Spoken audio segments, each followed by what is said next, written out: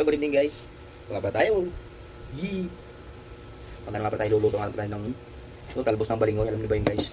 Sa mga nakakaalam lang po yung ano nito, yung nakakilala nito talbos ng balingoy. Yan o. Talbos ng balingoy. Alam niyo ba yun guys? Ito, ganito siya guys.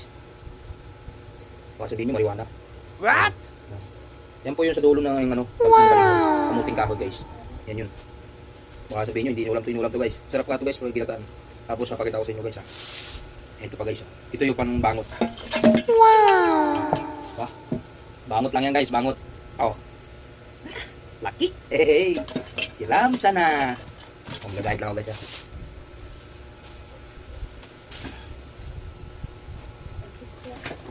So yun po yung mga hindi pa po nakakatikim ng talbos ng balingoy ay gawin nyo na. At siguradong ubos ng talbos ng balingoy nyo. Ang kamuting kahoy. Oh, masarap po yan oh. Madami po yan. Yan. Masarap itong ginataan, tapos nilagyan ng, kunyari, kung gusto mong bangot, sardinas. Yan. Sarap yan. Ito, ngayon bangot ko ito ngayon. Kadako. So, gagataan lang natin yan. Ginataan ng mais, ginataan. Ganyan lang yun guys. Medyo gayat guys, pag pinuha. Hindi parang gabi.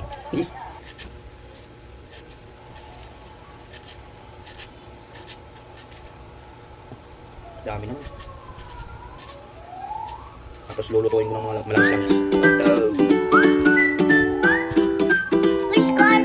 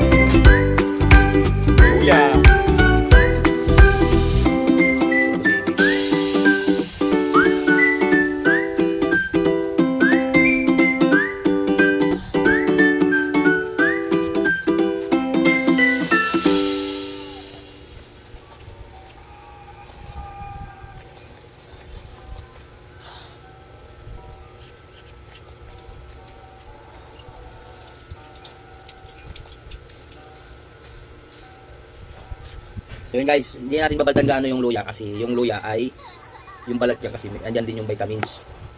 Alam niyo ba yung vitamins sa luya? Kung ano yung sa balat, kung anong vitamin sa balat nagagaling sa balat. Iyon po ay BTS.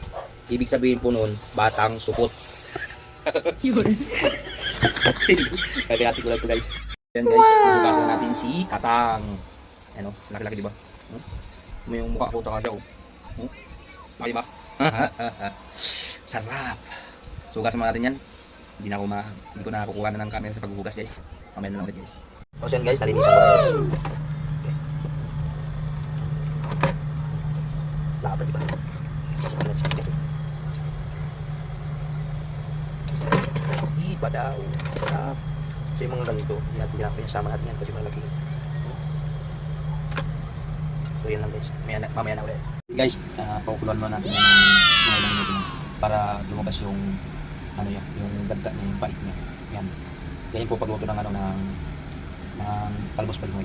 Kailangan pakuluan muna. Tapos pagkatapos pakuluan, pipigain. No. Yan nga pala guys yung balingoy. Yan. Pinigaan ko na pagkatapos pakuluan. Yan. Ayan guys yung gata. So, ayan. Sinabay-sabay ko na yung lalagyan ng tulang ng gata guys. So, dito yung konting toyo para mag-iba yung sabaw niya. Hindi siya kulay puti na. Ayan. Guys, oh. Sinampiyan. Taba. Ito na yun guys. Kaya pagluluto niyan. Tapos meron ako dito ano. Yan lang guys. Okay na. Sinam sana. Badaw. Okay na guys.